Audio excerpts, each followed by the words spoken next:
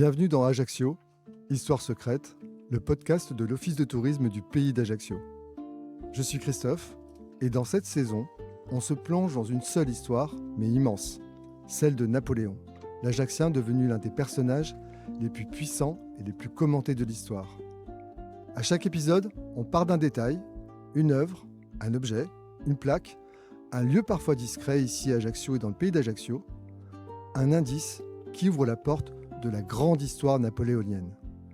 Pour m'accompagner cette saison, je suis avec Philippe Perfettine, chef de projet service patrimoine de la ville d'Ajaccio, guide conférencier et auteur de nombreux ouvrages consacrés à l'empereur ajaccien. Alors Philippe, on attaque fort, la politique, plus forte que l'amour ?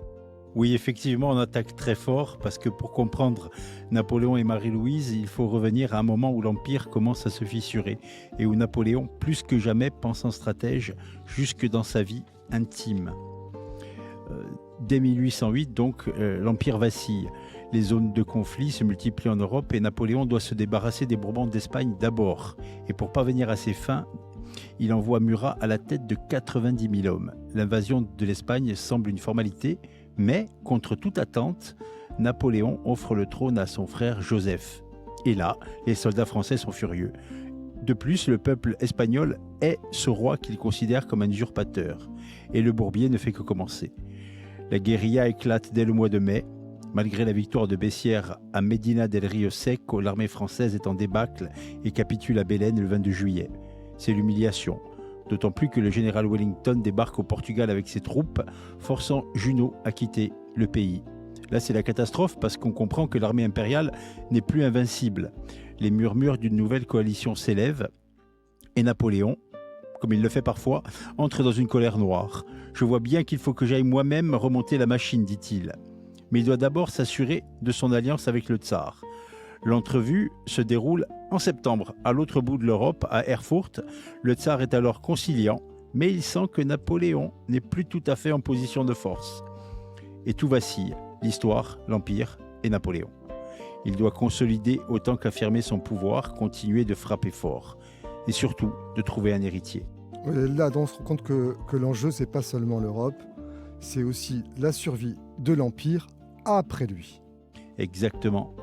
Et c'est cette obsession qui va finir par emporter la malheureuse Joséphine et amener Marie-Louise. L'empereur est accompagné de 250 000 hommes. Il arrive en Espagne au mois de novembre 1808. Le succès reprend. Les victoires, Vitoria, Burgos, Somosierra. Mais il faut plus de 30 jours pour rejoindre Madrid qui ne capitule qu'en fin d'année, le 4 décembre. L'armée impériale continue ses combats vers le Portugal, mais Napoléon doit précipitamment rentrer en France car il reçoit de mauvaises nouvelles de Paris. Le tsar revient sur ses positions, l'Autriche prépare la guerre, Talleyrand et Fouché complotent. Depuis le début de 1809, Napoléon est donc rentré précipitamment à Paris, il a limogé Talleyrand et il est reparti pour une guerre contre l'Autriche, encore une. 200 000 jeunes soldats inexpérimentés menés par Lannes, Davout et Masséna sont réquisitionnés pour affronter 300 000 Autrichiens. L'Autriche, toujours l'Autriche, encore l'Autriche, véritable souffre-douleur de Napoléon. Tout à fait, depuis le début de l'histoire, c'est ça. C'est l'Autriche qui absorbe les chocs et le premier pour cette année, c'est le 22 avril à Eckmühl lorsque Davout, surnommé le maréchal de fer, détruit l'armée autrichienne de l'archiduc Charles. Le lendemain, à Ratisbonne, Napoléon est blessé d'une balle au talon, mais la victoire est remportée grâce aux prouesses du maréchal Lannes. Le 13 mai, enfin, la grande armée rentre encore dans Vienne. Les combats reprennent et le 22, un combat sans pitié se tient à Essling, où les Français sont mis en difficulté. Napoléon recule, mais Masséna tient bon et permet la victoire. Une victoire amère cependant, puisque Lannes perd la vie emporté par un boulet de canon. Et avant de mourir, il dit à Napoléon « Ton ambition est insatiable, elle te perdra », quelques paroles prophétiques. Le sort de l'Autriche est néanmoins scellé le 5 juillet à Wagram, pour ce qui est présenté comme le plus grand choc militaire de toute l'histoire. Plus de 320 000 soldats face à face. La grande armée l'emporte encore. La paix de Vienne entérine le démembrement et la ruine de l'Empire autrichien. Au printemps, À Schönbrunn, Napoléon a fort affaire avec le pape qui est à Rome et qui refuse d'adhérer à la Confédération italienne. Passe de l'Autriche à l'Italie. Napoléon ordonne l'annexion des États pontificaux. L'expédition est menée par le général Mionis et Christophe Salicetti, qui s'adresse au peuple romain en ces termes. La société se divise en enclumes et en marteaux. Si vous refusez d'être les marteaux, craignez de devenir les enclumes. Le pape Pie VII excommunie alors ses persécuteurs. La réponse de Napoléon est fulgurante. Il fait enlever le pape pour le séquestrer en France. Ça me rappelle quelque chose de très contemporain, Philippe, cette histoire. Un antagonisme entre un puissant autoritaire et un pape. Là, on voit que Napoléon recule devant rien. Il veut contrôler jusqu'au symbole en contrôlant le pape. Oui, absolument. Et à la fin de 1809, ce contrôle va s'étendre jusqu'à sa propre vie conjugale, puisque au mois d'octobre, l'empereur est de retour à Paris, bien décidé cette fois-ci à divorcer de Joséphine. Il passe 3 semaines à Fontainebleau avec elle. Il aime toujours, mais il annonce sa décision à la fin du mois de novembre aux Tuileries et Joséphine s'incline en lui disant « Lorsque vous m'ordonnerez, j'obéirai ». C'est malgré tout un crève-cœur pour Napoléon, mais la politique l'emporte sur les sentiments. Ne cherchez pas à m'émouvoir, je vous aime toujours, mais la politique n'a pas de cœur, elle n'a que de la tête. Joséphine s'évanouit, Napoléon pleure, le divorce est prononcé le 15 décembre et Napoléon dit alors « Elle a embelli 15 années de ma vie, qu'elle me tienne toujours pour son meilleur et plus cher ami ». Malgré cet épisode tragique, ils dînent ensemble le soir de Noël et continueront de se voir. Napoléon est cependant obsédé par sa succession, d'autant plus que Marie Walewska, sa maîtresse, est enceinte depuis août 1809. Elle accouche du petit Alexandre en mai 1810. Napoléon a un second fils naturel et il veut désormais, dit-il très élégamment, trouver un ventre, une descendance officielle. Son choix se porte vers la sœur du tsar, la princesse Anne. Mais elle n'a que 14 ans et l'idée est rejetée. Napoléon se précipite donc sur l'archiduchesse Marie-Louise d'Autriche, qui a, elle, 18 ans, la fille donc de l'empereur François Ier. Pour l'Autriche, l'occasion est trop belle. Donner la jeune femme à celui qu'elle considère comme l'antéchrist. C'est le prix à payer pour la paix avec la France.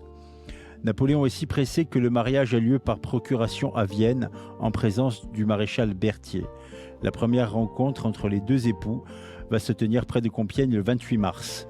Mais avant cela, le 13 mars, Marie-Louise quitte Vienne avec son train de 83 voitures.